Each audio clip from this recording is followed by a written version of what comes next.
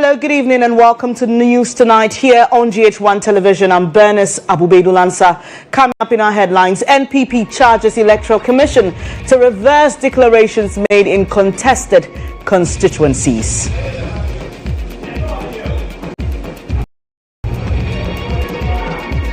And President Akufo-Addo tasked transition team to ensure collaboration and transparency as he assures his government's full support.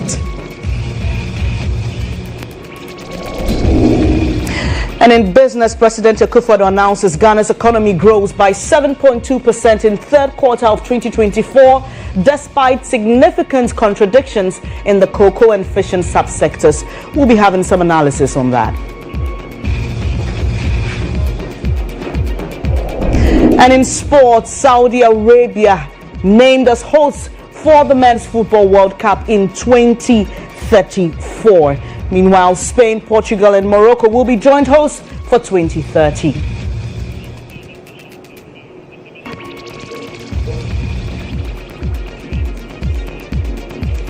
Thanks for joining me this evening. Details in a moment.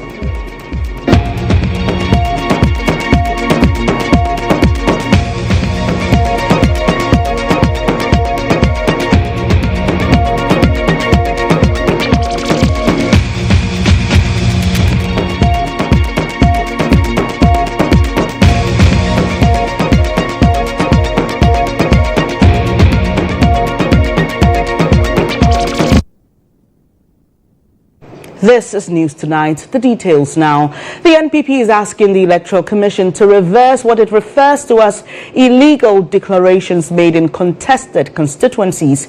In a press briefing earlier today, the party's leader in Parliament, Alexander Akpenyumarkins, questioned why the NDC will want to destroy the country in an attempt to get two-thirds majority in Parliament. The hypocrisy is becoming too clear day in, day out. All of us are being threatened. In my own constituency, for instance, they have now come out with a lie, and unfortunately some media personnel are following such lie to the extent that, to the effect that a certain NDC constituency vice chairman cannot be found. It's a lie. They are using that to incite their party foot soldiers to attack MPP members, including my very self. When NDC was in opposition, of course, before the election, they were the ones who were all over fighting for the rights of Ghanaians. Even when a due process in court was being served on them, they cried foul. Today, the NDC leadership pretends that what their party foot soldiers are doing are being done on their blind side. But they are indeed encouraging it. We are calling on civil society to call on the NDC leadership, especially His Excellency President-elect John Dramani Mahama, to demonstrate his love for this country by stopping this action immediately. These individuals are moved in groups. Such attacks are planned and led by some MPs who are being promised juicy positions in government. And they are all over attacking parliamentary candidates. They are looking for pink sheets because they know that that is the evidence that we will use against them. If you go to Tema Central, for instance, the person who purportedly declared the Tema Central seat for the NDC candidate is not the returning officer for Tema Central. They called somebody to declare the result. When the rightful person who has taken an oath, who has deposed to an oath, sworn an oath to be the returning officer for the election, was not the one. If you consider this action in the light of all that is happening, one is compelled to ask that if NDC had lost the elections, what would happen? Is it the case that the leadership of the party had prepared, rehearsed, and plotted this, that in the event that they lose, this country should be made lawless? Now, speaking at that same event, General Secretary of the NPP, Justin Kodia-Frimpong, said the party will not allow intimidation to deprive it of seats won. Catholic Bishop Conference, our national chief imam, organized labor, civil society organizations, the diplomatic community, to as a matter of agency and for the sake of our cherished and enviable record as a country that has for over 32 years practiced multi-party democracy, to come out and condemn the lawlessness from the NDC. And we call on the president-elect, Mr. John Dramani Mahama, to call his people to order and also allow the Electoral Commission to do its job. At the end of the day, that is the beauty of democracy. You can't have it all. Is it the case that the NDC is telling us that we are not needed in the next parliament? What kind of country do you want to have? And we are also calling on you, the media. We have been to these centers. You've seen, with your naked eyes, you've seen the truth. Why are you not reporting? You are the fourth realm of government. You are supposed to let the people know what is happening. You are supposed to condemn the NDC. That this is not the kind of country we want to have. This is not the kind of state we want to have as a country. Are we having a revolution in this country? Why should we happen in this manner?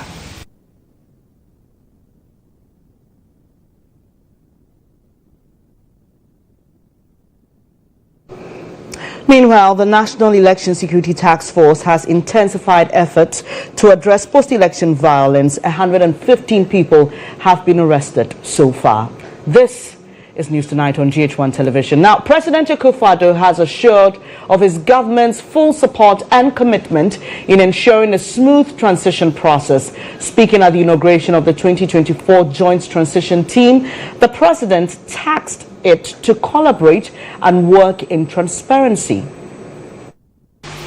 This meeting is a reaffirmation of our shared commitment to the democratic principles that underpin our republic. This commitment is especially critical in the current context of West Africa, where the region faces threats from unconstitutional changes in government and the spread of terrorism and violent extremism. Ghana stands out as a beacon of democracy and stability, showcasing the strength of our institutions and the maturity of our people. It is imperative that we continue to consolidate this hard-earned reputation. By adhering strictly to the provisions of the Transition Act, we send a powerful message to the world that democracy thrives in Ghana, even in challenging times. As we embark on this transition, I urge all members of the team, both from the outgoing administration and the incoming one, to approach this task with a spirit of collaboration, transparency, and mutual respect. The people of Ghana are counting on us to prioritize their interests above all else. Let us not lose sight of our shared goal, safeguarding the freedom, the peace, progress, and stability of our beloved nation. Now, President-elect John Mahama is also urging both parties to put the nation first as they embark on the transition process. I wish to ask that we all be guided by the spirit behind the Presidential Transition Act to ensure a smooth and seamless transition. We may belong to different political parties, but we all belong to Ghana, and let the spirit of our nationalism and patriotism prevail. We call on the transition team to work expeditiously and within a modest budget, given the prevailing economic circumstances, even though Mr. President seems to strike a very upbeat tone on recent numbers. I'm sure the transition team would establish that. Mr. President, you can count on my respect and cooperation during and even after this transition. We must demonstrate to the world that despite the adversity we face, Ghana remains the beacon of democracy in Africa.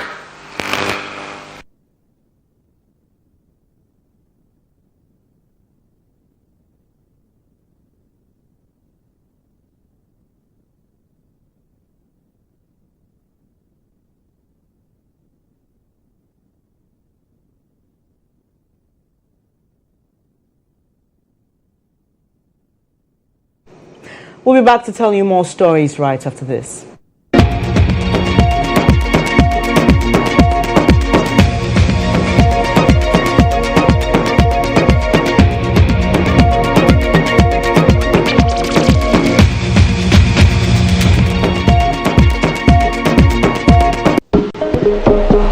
Introducing Rexona.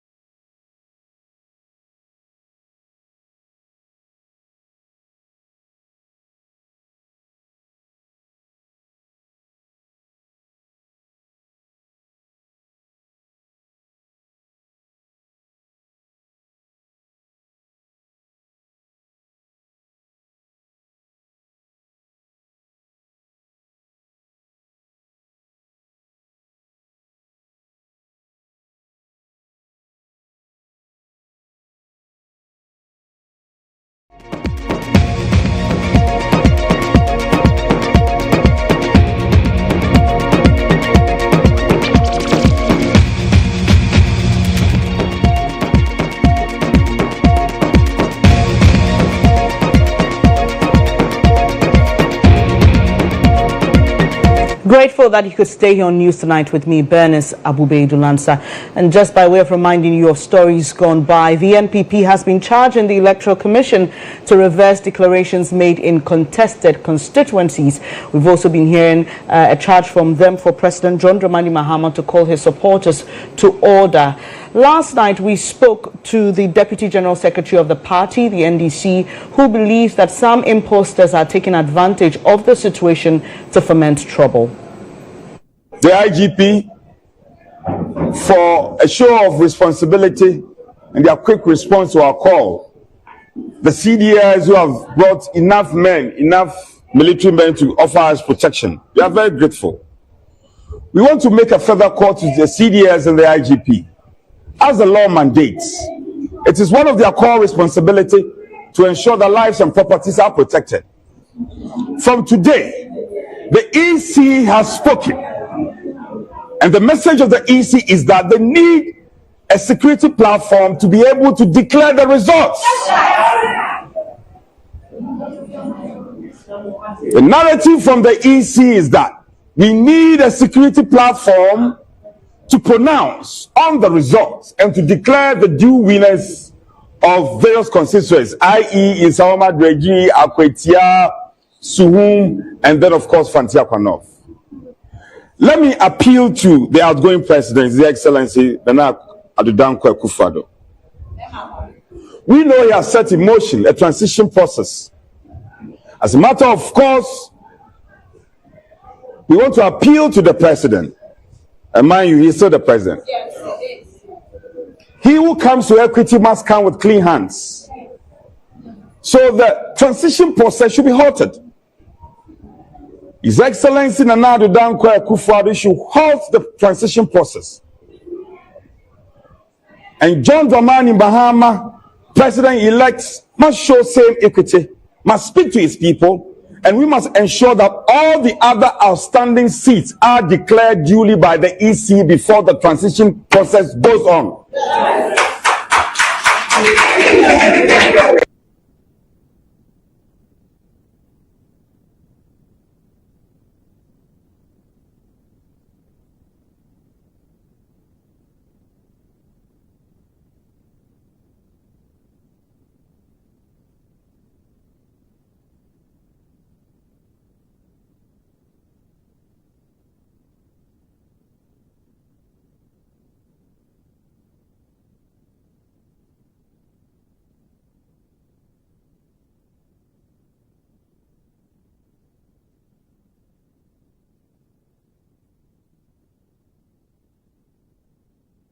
So you just heard the NPP's Member of Parliament, parliamentary candidate for Nsawama Dredri, Frank Anodompre, asking President Akufo-Addo to halt the transition process so that matters involving constituencies that have still not declared parliamentary candidate-elect will be resolved. That was earlier today. Well, the president has gone ahead to inaugurate the team. Let's have a discussion with governance expert Dr. Frederick Oduro on what this means and all the things happening. Thank you for your time here this evening, Doc. Now, let's look at this. This is a member of the outgoing government, Frank Anodompre, who is very close to government. We know his role in Parliament. He made a call to the president asking that matters involving constituencies that have yet to announce parliamentary candidates-elect be resolved before he goes ahead with the transition process. We know the president has gone ahead. What does this smack of?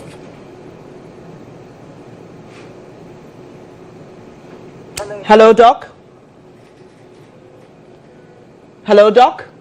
Well, it appears Doc has a challenge hearing me. Meanwhile, civil society organizations and religious bodies have... All right, Doc. Hello, Doc? Well, it still appears we have a challenge with our lines. We would rectify that so that we can hear Doc clearly. Meanwhile, let me just tell you that civil society organizations and religious bodies have commanded the Ghana Police Service and the National Election Security Task Force for their effective de-escalation strategies during post-election disturbances. They noted that while alternative measures could have been legally justified, the chosen approach mitigated tensions and prevented escalating reactions that may pose serious security challenges. They further appealed to the youth, particularly those engaging in excesses, to desist from all unlawful activities. What we have understood, perhaps those who want radical moves from the police will want security forces to shoot and kill, then we know somebody is in charge.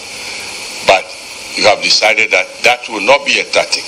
That will not be acceptable, because that will escalate the type of anger and euphoria and vandalism that is ongoing. So people should not take your leniency for your weakness, that the day of accountability would come. All we can say from now on is that we are appealing, just as you have appealed to all of us, that we should watch what we do, be law abiding, and those who are doing the wrong things, they'll be found out. Judgment Day is coming very soon. We've also learned from the police that they also don't want any lives lost and no injuries. The game, as I inferred, is that it's now evidence. I think we also have to play our part in educating the public, especially those who instigate this violence and others, that they will be found and the police will prosecute and you could be jailed. But the police say they don't want to kill anybody. Don't take it that they would also befriend lawlessness.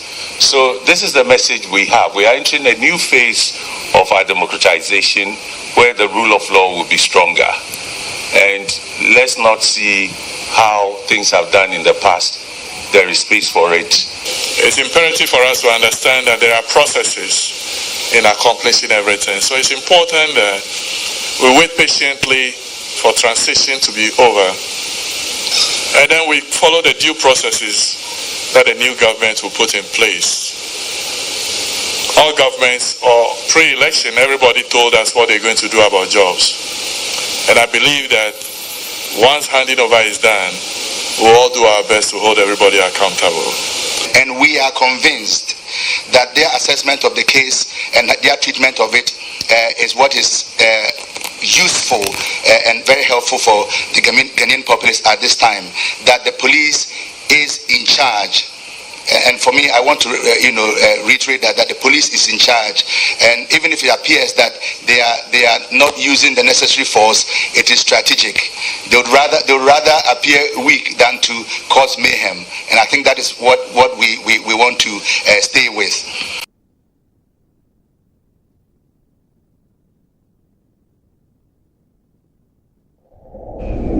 Now let's go back onto the phone lines and speak to Dr. Frederick Oduro, who's a governance expert. Hope you can hear me now, Doc, and thank you for your time this evening. We earlier heard from Frank Anodompre, who called on President Akufo-Addo to halt the transition process until issues in constituencies that have yet to announce the MPs-elect are resolved. We heard the president, we saw him, he's gone ahead with the transition process. What do you think this marks of?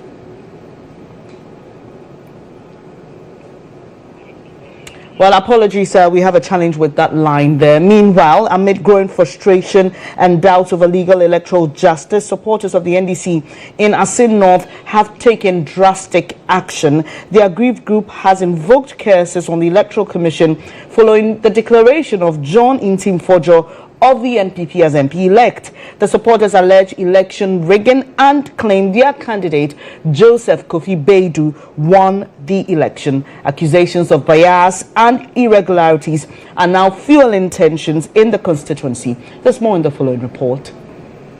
Two supporters accuse some influential NDC members of conspiring with the New Patriotic Party and the Electoral Commission to manipulate the election results.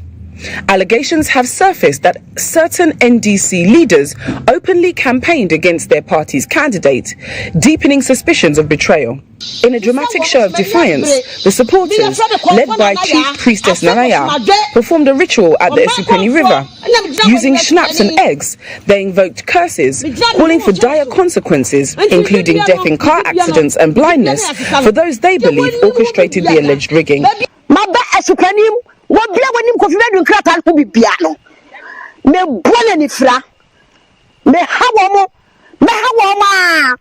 Wojoka wadi bonya ko wura atikweta se wayam me bom dia me se me bom dia me supani se gwantumi anya MPP ene wo ma enimu krata no NDC so ma enimu bi no wo ma me kano kura ni afa kofi be du gibra fa ma no ya fa ma no dia supani no da wono na ya se sabola ani toilet adiagu pick up near the abeguru so no anya suo bia enti mabom dua wie. Some supporters in an interview with GHOne News' Abu-Baidoo expressed their doubts about the election results. They insisted that the outcome does not reflect the people's true will and demanded accountability for what they described as foul play.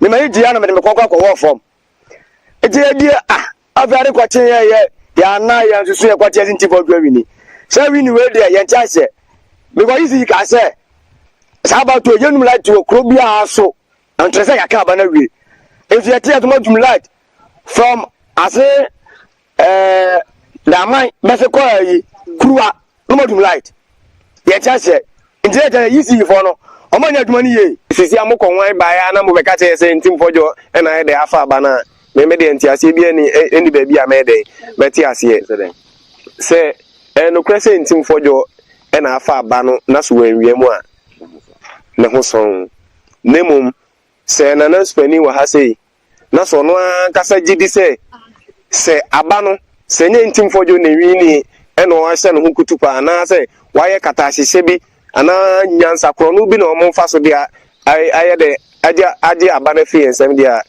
na na nkyere bibi enti etwa wompoa sem ye bibi ni ya hye hu se dia ko ye.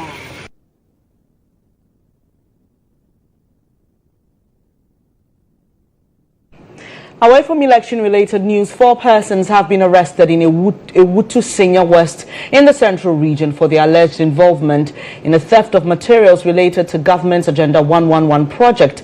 According to reports, the suspects were arrested by local law enforcement following a tip-off from community members. The stolen materials intended for the development of healthcare infrastructure under Agenda 111 have not been fully recovered. Yenyanti de was NDC for Agenda 111 site Yenzama no there with our third eye and eagle eyes or there my young Kofukono correction. The someone one of the branch executives our small lending or no yampano will load on night young Kofu ko wa dampa car kesi abisi was cement was a roof sheet was then the mepion there the Maranka Sako. Now you see one starting I didn't start in the da. And the near commander in the office. Let me catch a commander, the commander. Let this see to the commander. Aha, you didn't see a many information there. Because who will loot you in Jamao, Agenda 111 site. Until one young baby, as some commander catch me there. And they reported so that we can get them arrested. I get who arrested. The Damun man will find them under the one what they call free. Because later, Miss Mother won't call them coffin when you let down the Damun coffin, the kind of messaging and what the mom or call when you and then then the Yababu. This year, the Waba police station, and this out is nowhere, and this very peaceful. Yeah, for instance, you make sure that police from one should win down or Sunday. At this uncle, the call, and I didn't want to call Iron Ross, I didn't want to call. In that is what the call young called Sina or Babaka the NDC for we are. On Intina, your call locking assembly stores. The NTS in our young penal fertilizers or your farmers fertilizers. My hearing on young no in this that protect the asset of the Autis in your West. All right.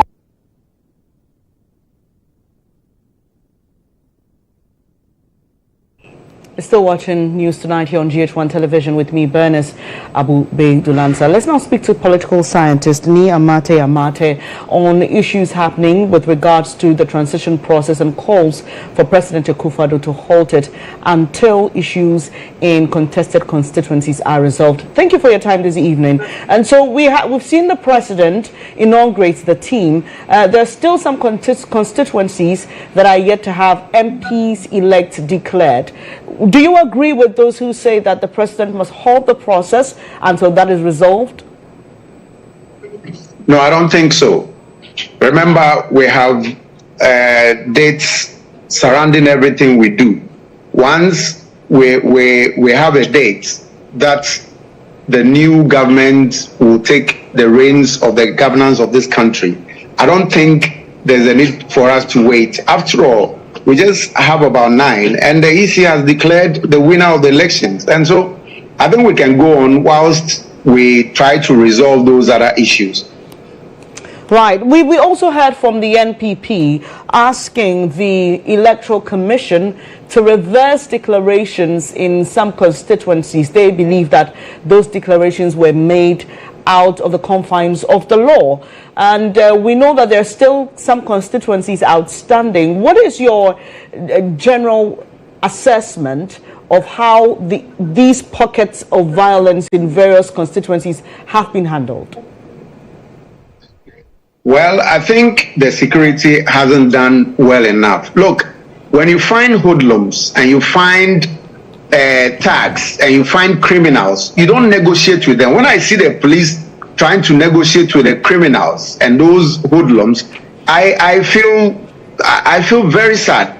Well, these are guys who have made up their minds. Look, until these pockets of violence started showing their faces, we were being applauded worldwide. When we had been through the thickest of the forest and we are now brazing the sunlight, people will now get us sink our image very badly. And this is what is attacking our image right now. I think they should all be taken through the due process and be punished if found guilty. I don't think we would have to condone any such. Look, we went through an election and we came out one of the cleanest. Then suddenly thugs and criminals started showing their faces, and we are negotiating with them, asking them like badly pampered babies to go out. Oh, don't do this, don't do. No, they should be punished. I think they should be punished. Yeah. I've heard the president-elect ask people to keep calm. The NDC has asked its men, supporters, to retreat from collation centers. But the NPP still insists that the NDC's presidential candidate, that's President-elect John Dramani Mahama, and the party should still rein in their men. Do I get a sense that you are putting the blame squarely at the feet of the security forces? Well, the security cannot be entirely blamed because, look, they are scared. They are scared. If you don't know and you touch a party supporter, you don't know what lies in store for you. And that's why you find the security. The security can be brutal. They can also face them squarely. But you remember, this is not the first time. One sergeant or Inspector Okine was once beaten at a Jubilee House. What happened? Then NPP thugs beat that gentleman up. And then it was reported and they were taking the thugs through the court system. Then suddenly this policeman came and said he wasn't interested anymore. Very shocking scenario. You never can tell what happens. If you are a security man and you show your face to be overly strict, you'll be thrown out of the security or you'll be sent to Nandom or places you will never want to visit. And that's why you find them holding these tags like yams that will collapse if dropped on the floor. I'm not putting a blame squarely on the security. I think it is because of the politicians, the way the politicians will handle you if you overstep your bounds by by taking these tags through the court system. You never forget what they will do to you, and they know it. They support it. Look, we've been told 106 thugs have been arrested. We're waiting to see what will happen to them. They know it, just like Trump has promised Americans he's coming to take out those hoodlums who did the nonsensical thing on January 6th at the Capitol. Mr. Meta, is the same government. Sorry I had to cut in. It's interesting you bring the American example, because we've just seen that the United States Secretary of State has released a statement, and I quote, "We are aware of reports of isolated incidents of violence and at least 4 confirmed deaths. The United States extends our condolences to families of those killed and urges a full investigation and accountability." What do you think all of this does to the image of Ghana, finally? Yeah, I mean, that's why I'm telling you that we came out through the elections and we're being applauded worldwide. Then suddenly, hoodlums who cannot understand what procedures means, hoodlums who cannot understand why there has to be a transition, so that once your government takes over, you then can go through the procedures to take up the toilets or rather than walking to NADMO offices to take off Nanado's pictures and stuff. I mean, what does that do to you? So what I think is that we had a clean image. What now is the case is that Ghana is suffering a very dark image because of what we have allowed a few people to do to our image. Why can't we handle them? We standing by and watching what they're going to do to the 106 thugs. Like the French will say, no, we're watching them. Right, grateful for your time this evening. Nia Amate is a political scientist. Meanwhile, the National Election Security Task Force has intensified its efforts in addressing post-election violence. They've arrested 9 additional suspects. This brings the total of persons arrested to 115 nationwide. Speaking to the media, Director of Police Public Affairs Directorate, ACP Grace Ansah Akrofi, disclosed the suspects are currently undergoing due legal processes and will soon be arraigned. She reiterated the police's commitment in maintaining law and order and appealed to the public for continued support in ensuring peace. During this post-election period, the police service and other security agencies under the auspices of the National Election Security Task Force, with support from the good people of Ghana, have implemented effective security measures to safeguard the peace of our beloved country, Ghana. Today, the security situation across the country continues to be calm and peaceful. No major incidents have been recorded today. The security services are, however, not going to be complacent. We will continue to do whatever is necessary to maintain the peace and ensure law and order. Over the past 24 hours, we've arrested 9 more suspects, bringing the total number of suspects so far arrested in connection with these acts of lawlessness to 115. I would like to once again highlight some of the measures we've implemented to ensure peace, law and order across the country. Intensified joint and day and night visibility patrols with the military. Intelligence-led operations within our communities to fish out perpetrators and get them arrested to face justice. Deployment of static security at various government facilities across the country, and those include district and municipal authorities. Continuous engagement with stakeholders to hear their security concerns and address them accordingly. We wish to once again urge the good people of Ghana, kindly reach out to us on our toll-free number 0800-311-311 whenever you have any security concern. Please be reminded that we remain committed to working with you to ensure peace, security, law and order in our country.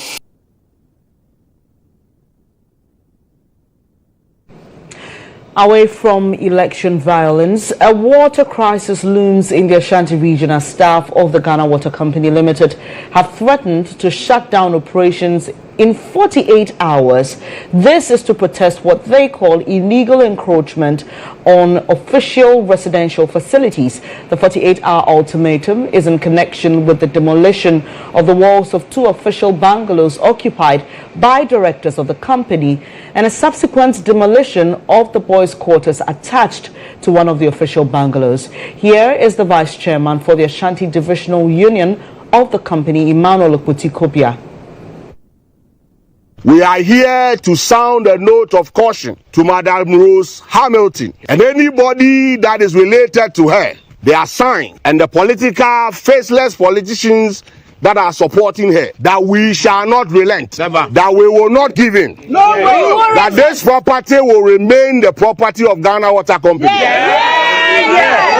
into the foreseeable future. And the 5 bungalows that are being encumbered, we will stand to resist it. At this moment, we want to call upon the President of Ghana, Nana Addo Dankwa Akufo-Addo, and the President-elect, His Excellency John Dramani Mahama.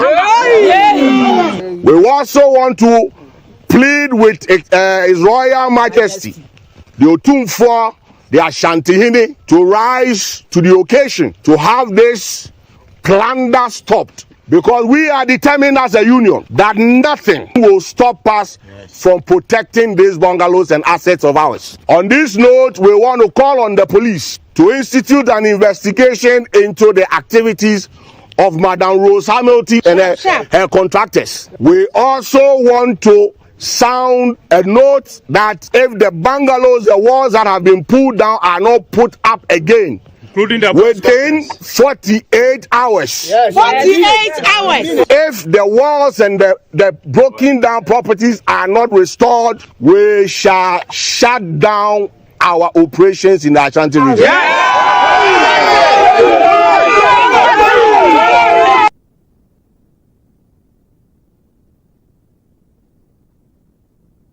Now, activist Oliver Barker-Vormawor has descended on the Supreme Court for what he describes as double standards, moments after his request for a referral of a constitutional matter from the High Court to the Apex Court was dismissed.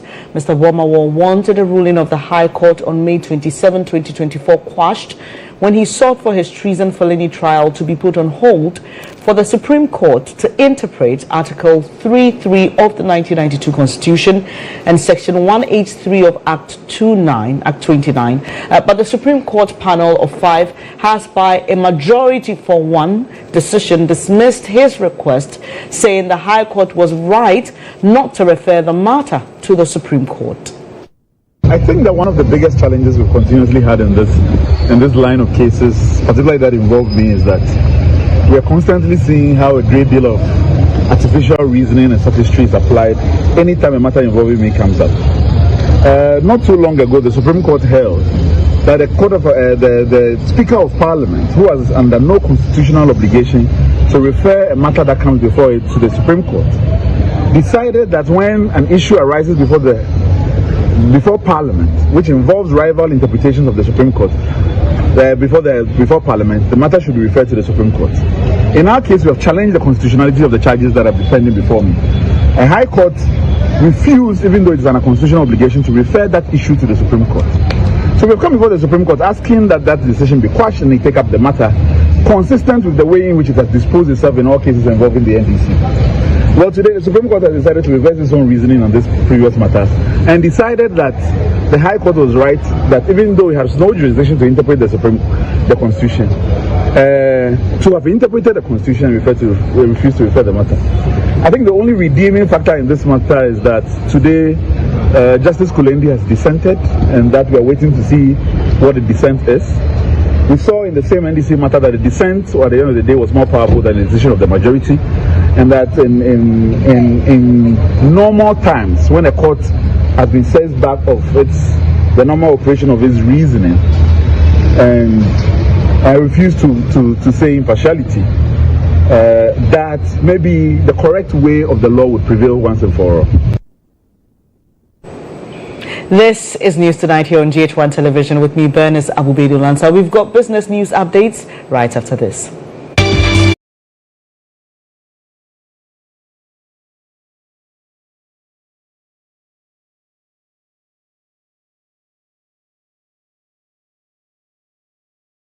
Ghana's economy between July and September this year has grown by 7.2% compared to the same period last year. That's according to the latest figures from the Ghana Statistical Service. This is the highest quarterly growth rate recorded since 2019. The service also indicates that between the second and third quarters of this year, the economy has grown by 1.7%. The growth Government statistician Professor Samuel Kobina Enim disclosed was driven by a growth in mining and quarrying activities, information and communication, crops, construction and manufacturing. Despite the overall growth, the cocoa sector has continued to contract, with the fishing sector equally contracting in the last quarter.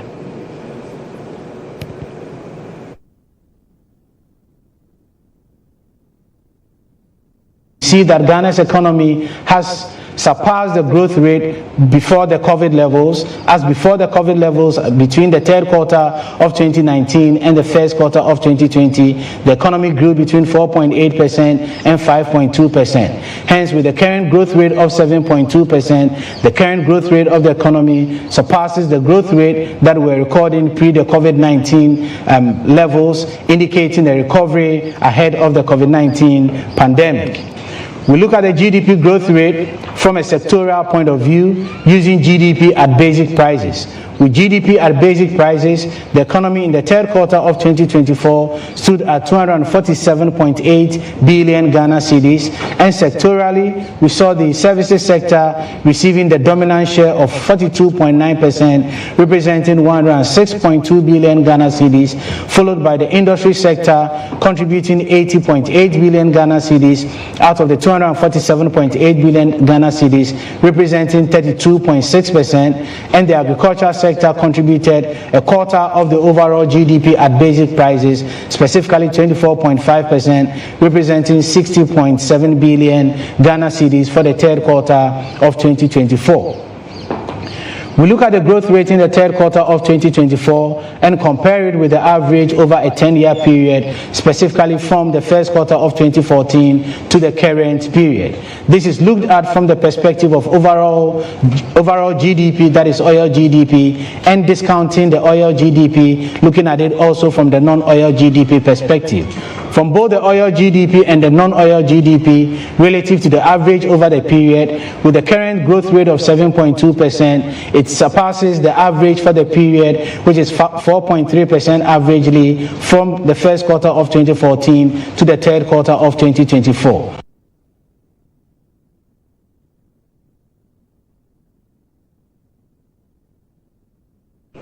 Well, President Akufo-Addo at the inauguration of the transition team said the latest figures indicates the country is back to pre-COVID levels. But do they really mean that? Let's now speak to economist and Dean of the University of Cape Coast School of Business, Professor John Gachi. Good evening for your time, Prof. Do you agree that these figures confirm that our economy is back to pre-COVID levels?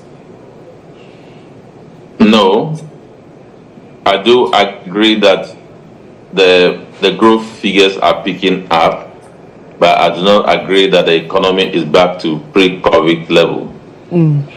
Well, for the economy to be back on the pre-COVID level, we have to see what are the numbers in terms of job, what are the numbers in terms of revenue, what are the numbers indicating in terms of exchange rates, what are the numbers indicating in terms of inflation. All these things show that we are only lucky that the growth figures are performing towards expectation. But other indicators are not performing the way it is expected. What factors, in your opinion, are pushing the growth figures in this manner? Well, if you have a crisis and you take a step to deal with the crisis, then you will see a reversal. So that is what we are seeing. We have seen the IMF being on board, controlling the kind of financial management practices we were doing before. A lot of things that we were doing were stopped by the IMF. For example, the kind of lending that the central bank was doing to central government was stopped virtually. So it is largely because of the IMF program and the kind of discipline that was imposed on the government. These are the reasons why we have seen growth. But we are not only interested in growth figures. We know that we have very high level of food inflation. We need to deal with that. We have not dealt with food inflation. It's very, very threatening to cost of living of the people of Ghana. We have not got into that yet. Interest rate is very high. We are not got into pre-COVID level interest rate position. So it is early days for anybody to say that we have gone back to pre-COVID level. Right. And again, we need to appreciate the term sustained growth of the economy. This is just a growth level that is being experienced the quarters of the year. We do not know whether this growth will be sustained based on a development. Right. So it is only when we sustain this growth over a certain period of time, it is then that it will have a reflection on other indicators. Then we can now boldly say that, look, we have now recovered and we are on course. Finally, Prof, and please answer this briefly for me. We saw Donald Trump's win fuel a surge in the stock market. Would it be far-fetched to say that John Dramani Mahama's win may yield to some positive reactions within the market? Of course, yes. John Mahama campaigned on the promise of ensuring prudent management of the economy, prudent financial management. John Mahama promised setting up independent debt management office that will actually have some rules to control debt ceilings and then the interest rate management in the country. John Mahama campaigned on the account of controlling the unbridled nature of exemptions grant in the country. John Mahama campaigned on the promise of galvanized productivity in the country. That definitely will resonate with the market. John Mahama campaigned on the promise to work very hard to restore the economy, to access external capital, to restore the capital market of Ghana, and for that matter, prepare to get good rating to enter into the international capital market. All those things resonate very well with the international community, and I believe the government also come with goodwill. We'll have to leave it here. Thank you so much. That's economist and dean of the University of Cape Coast School of Business, Professor John Gachi. And in the business segment here on News Tonight, it's now time for sports, and Benjamin Yamwa has the latest.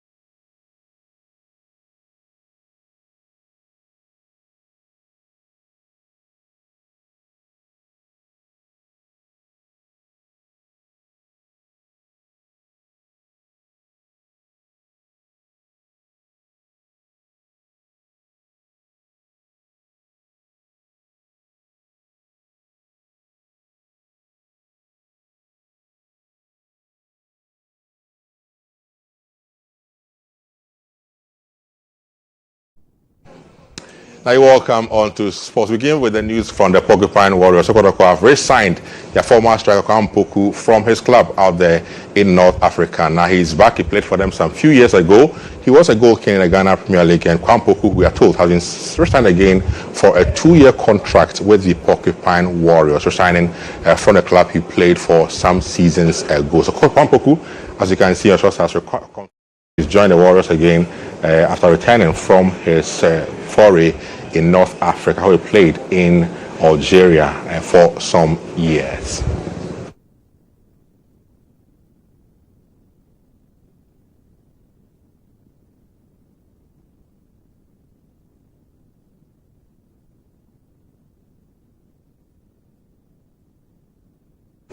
Let's go on to our next one, which involves the female under-17 team, the Black Maidens, who will play against their Benin counterparts tomorrow in the Wafo Zone B Championship being held from tomorrow. Ahead of the game for Ghana tomorrow against Benin, coach for the Sanadakwa has been seeking ahead of the big game, indicating that his side are very ready for the game tomorrow against Benin.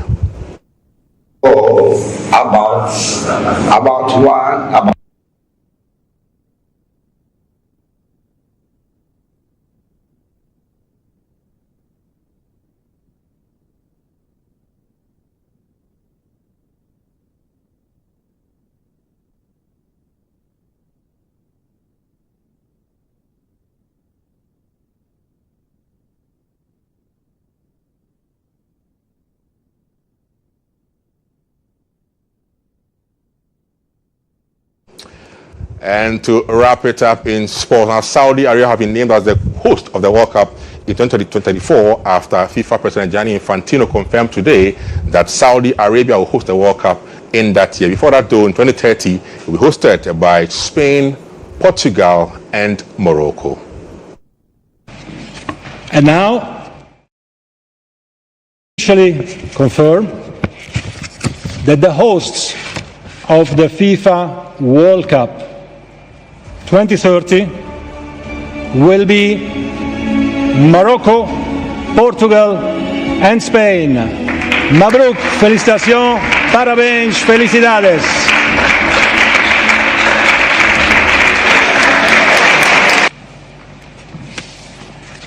Thank you very much. And last but not least, it is a great pleasure that I can confirm that the host of the FIFA World Cup 2034 will be Saudi Arabia.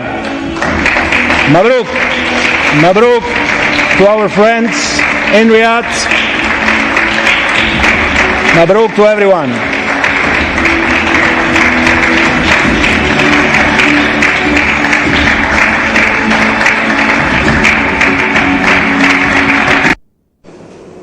And that's it for what you, Bernice, for the rest of the bulletin. Thank you so much, Benjamin. And that's how we end today's edition of News Tonight here on GHOne Television. It's a pleasure that you could join us. Please follow us on social media, GHOne Television, for more news updates. Have a good night.